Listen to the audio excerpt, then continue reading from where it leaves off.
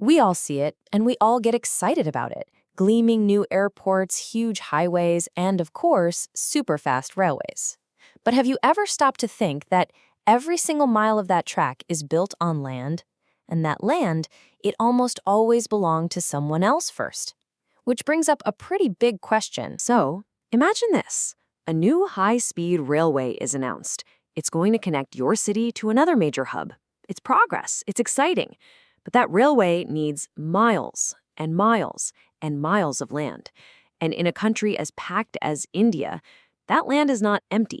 It's farms, it's businesses, it's people's homes. So how on earth does the government get all that land, especially when time is of the essence? Well, for a project this massive and this critical, the usual slow-as-molasses real estate process just won't cut it. That's why the government has a totally different playbook, one with its own very specific set of rules. The law actually gives these projects a special name, special railway projects. And that designation is everything, because once a project gets that label, it triggers a powerful, streamlined legal process that's all about one thing: acquiring land for a critical public purpose. And these rules aren't just some vague guidelines. No, they're all spelled out black and white in a specific law, the Railways Amendment Act of 2008. This one document is the complete rulebook. Every step, every power, and every right is laid out right here. Okay, so if there's a special rulebook, who's the referee? Who's in charge of actually making this all happen? Well, the law creates a single central figure to drive the whole thing forward. Let's get to know them. They're called the competent authority. It sounds a bit formal, but basically, this can be one person or a whole department that's been officially chosen by the central government. And their job is simple: get the land.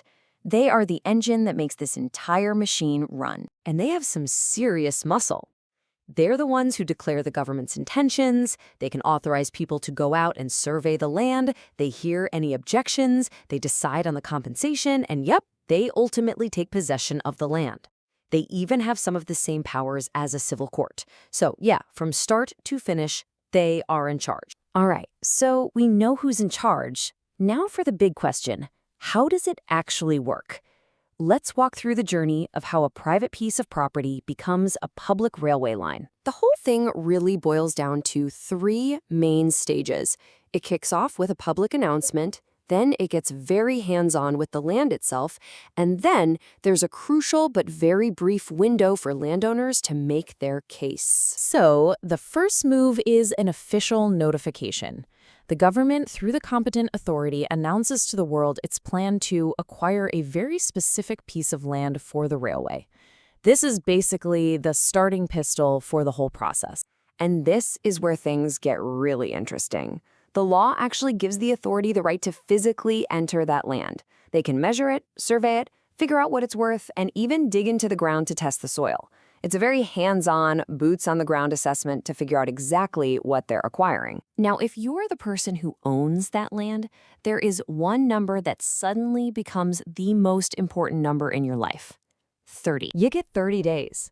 From the date of that first official notice, a landowner has exactly 30 days to file a formal written objection. This is their main shot, their legal right to challenge the acquisition. And they're guaranteed the right to be heard, either by themselves or with a lawyer. But after 30 days, that window slams shut. So what happens after those 30 days are up and the objections have been heard, or if there weren't any objections at all? This is where the process hits its climax. This is the point of no return. The government issues a final declaration of acquisition. And the legal language here is intense. It says the land shall vest absolutely in the central gov, free from all encumbrances. Let's just unpack that. Vest absolutely means ownership is transferred, completely and totally. And free from all encumbrances? That means any other claims on the land, like mortgages, loans, or legal disputes, are just wiped clean.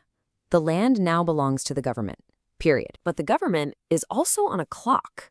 From the day they publish that very first notice, they have 1 year, 365 days to make that final declaration of acquisition.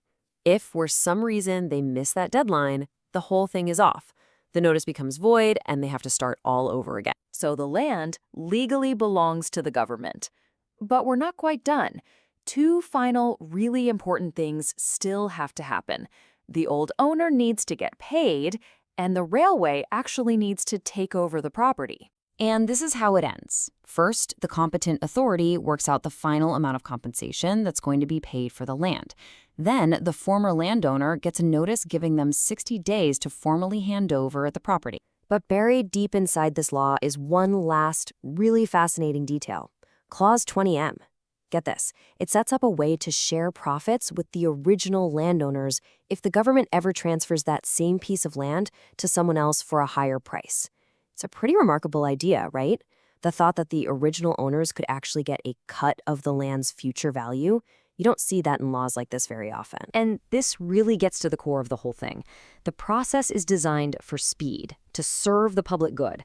But it tries to balance that incredible power with strict deadlines, legal rights for landowners, and even this idea of future compensation. So it leaves us with a really big question. Does a powerful, fast-track system like this really strike the right balance between the unstoppable momentum of national progress and the fundamental rights of the individual landowner? Something to think about.